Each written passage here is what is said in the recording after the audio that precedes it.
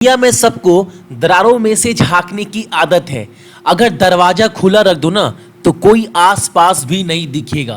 कहने का मतलब है एक दूसरे के घर में झांकने का लोगों का आदत है। अगर आप दरवाजा खोल देंगे ना और उनको डायरेक्टली इनवाइट करेंगे तो फिर वो शर्म के मारे फिर आपके घर के आसपास भी नजर नहीं आएंगे। और इस क्लास को स्टार्ट करूंगा और बोलूंगा सक्सेस की 98 चैनल पर जो भी नए हैं चैनल को सब्सक्राइब करने के बाद नोटिफिकेशन के बेल को दबा दीजिएगा ताकि हर एक क्लास का अपडेट आपको मिलता रहे।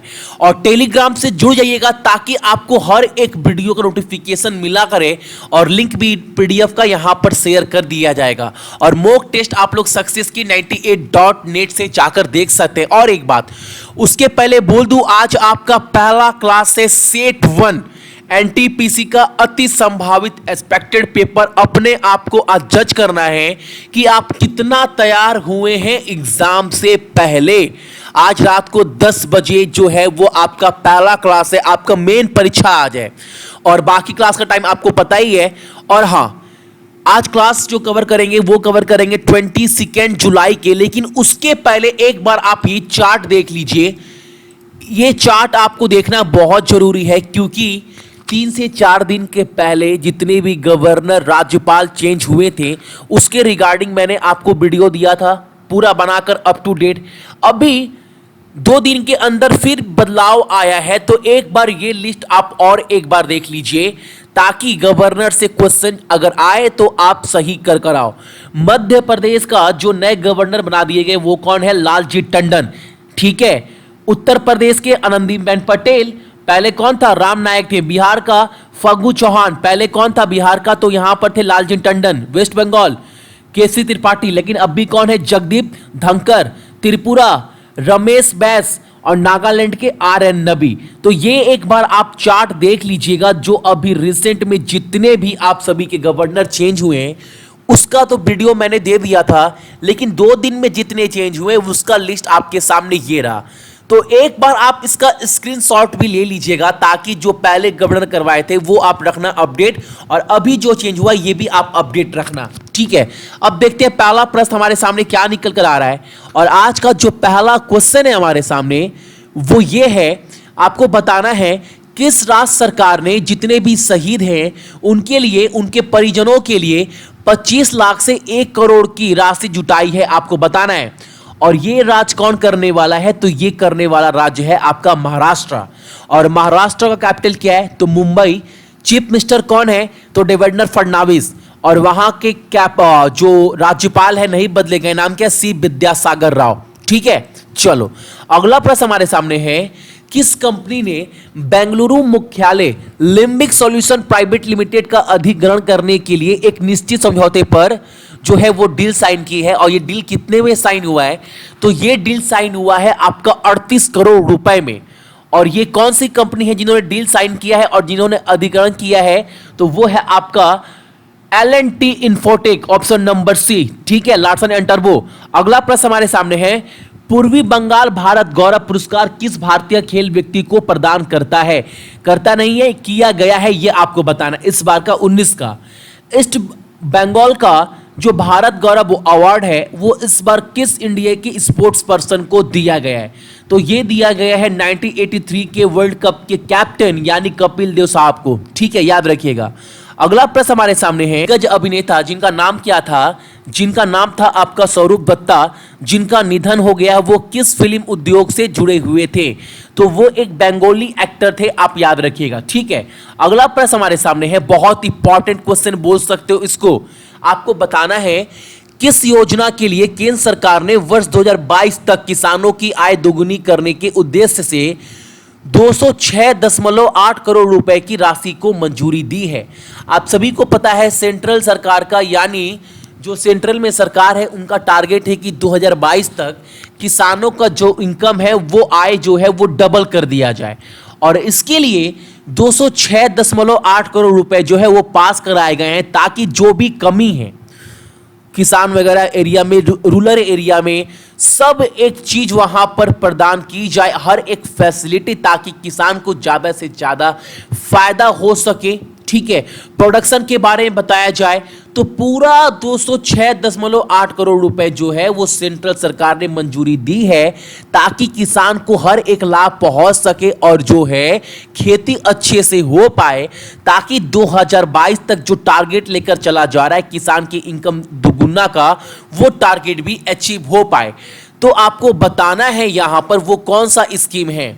तो वो स्कीम का नाम याद रखिएगा, भूलिए, उस स्कीम का नाम है आपका implementation of agriculture export policy. तो इसको आप याद रखिएगा, ऑप्शन नंबर जो सी है वो हमारा बिल्कुल सही आंसर है।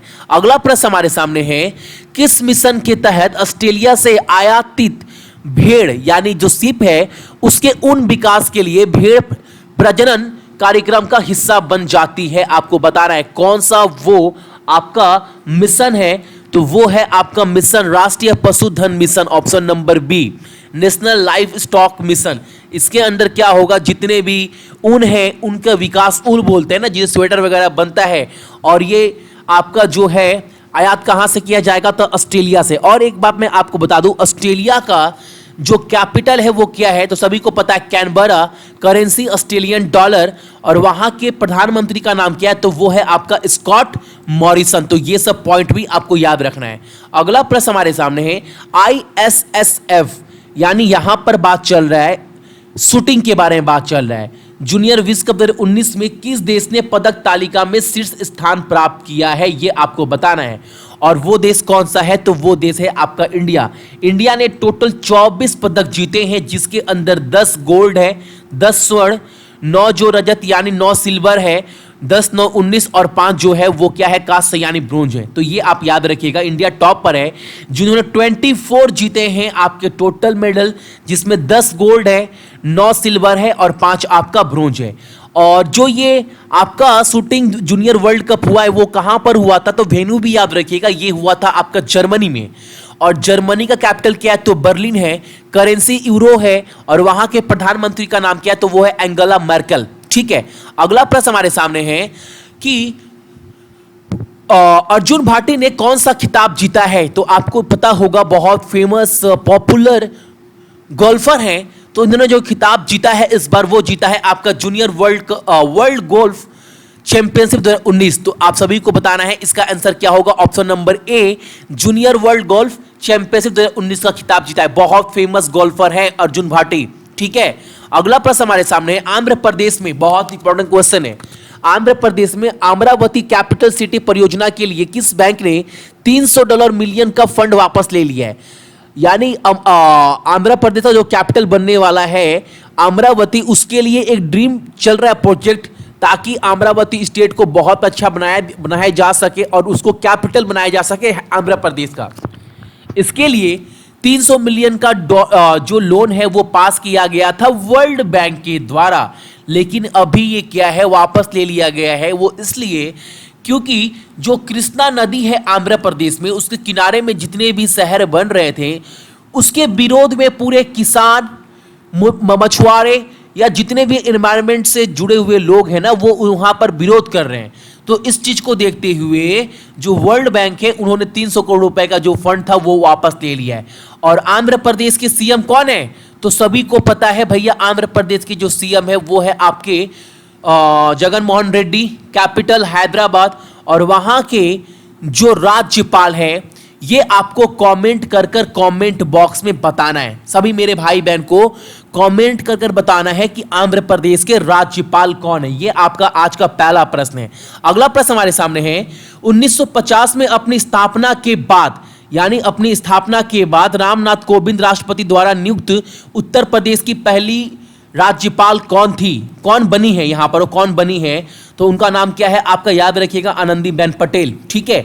आपको मैंने स्टार्टिंग वाली लिस्ट में ही बता दिया था। और एक मैं बता दूं, 1950 में जो है वो आपका उत्तर प्रदेश बना था, लेकिन उसके पहले अगर बोला जाए तो सबसे पहले गवर्नर कौन थी, तो सभी को पता है आपका सरोजिनी नायडू 1947 में। लेकिन उत्तर प्रदेश स्टेट बनने के बाद जो है वो पहली राज्यपाल महिला बनी है आनंदीबेन पटेल उत्तर प्रदेश का। तो क्वेश्चन काफी इंपॉर्टेंट बन जाता है। ठीक है। अगला प्रश्न हमारे सामने, लालजी टंडन को किस राज्य में राज्यपाल नियुक्त किया गया है, तो सभी को पता है, मैं बता ही चुका हूं आपको इसका आंसर। और एक बात, क्वेश्चन इंपॉर्टेंट है ये सब, क्योंकि एग्जाम में पूछेगा राज्यपाल से। और इसका आंसर क्या है आपका? मध्य प्रदेश। सीएम कौन है? तो आपका कमलनाथ। राजधानी तो भोपाल। अगला प्रश्न हमारे सामने है, श्री संजीव कुमार सिंघाल को किस देश में भारत के अगले राजदूत के रूप में नियुक्त किया गया है? और वो देश कौन सा है? तो वो देश है आपका इजराइल। और आपका आज का दूसरा प्रश्न ये है, आपको कमेंट करके ये बताना है कि इजराइल का मुद्रा यानी करेंसी क्या है और इजराइल का जो कैपिटल यानी राजधानी क्या है। ये दो चीज आपको कमेंट कर कमेंट बॉक्स में बताना है। ये आपका आज का पहला प्रश्न है, दूसरा प्रश्न है। और पहला प्रश्न ये था, आपको कमेंट कर बताना था कि आंध्र प्रदेश के गवर्नर यानी राज्यपाल कौन है। तो ये थे आपके इंपॉर्टेंट करंट अफेयर 22 जुलाई के। पूरा पीडीएफ जाकर डाउनलोड कर लीजिएगा सक्सेस की 98.nin से या सक्सेस की 98 के टेलीग्राम से। और एक बात, एप्लीकेशन डाउनलोड कर लीजिएगा सक्सेस की 98.net का, ताकि आप लोग वहां से मॉक टेस्ट दे पाओ, ऑनलाइन टेस्ट अपने आप को जज करने के लिए। लिंक जो है वो वीडियो के डिस्क्रिप्शन में मिल जाएगा। और टाइमिंग मत भूलिएगा, आज का काफी इंपॉर्टेंट क्लास है, कम से कम रात को 10 बजे वाला। और बाकी टाइम आपको पता ही है, ठीक है। यहाँ पे यही बोलूंगा, जितने भी मेरे भाई बहन सभी को बहुत बहुत गुड मॉर्निंग। आपका दिन बहुत अच्छा हो और अपने साथ साथ अपने मम्मी पापा का भी आप लोग ख्याल रखिएगा, ठीक है। चलिए।